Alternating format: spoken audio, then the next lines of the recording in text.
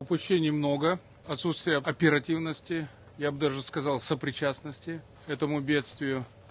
Вы сами, как мне доложили, довольно поздно добрались до места происшествия. Поэтому я недоволен работой местных исполнительных органов. Но я понимаю, область новая, вы новый аким.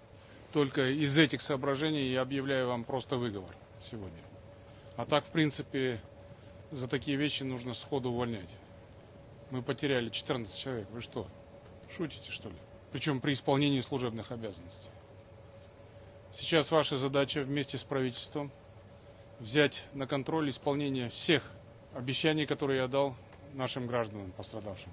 Роман Васильевич, там надо, значит, составить весь список, все пожелания, которые были высказаны со стороны людей, потерявших своих родственников во время этого происшествия. Словами делу не поможет.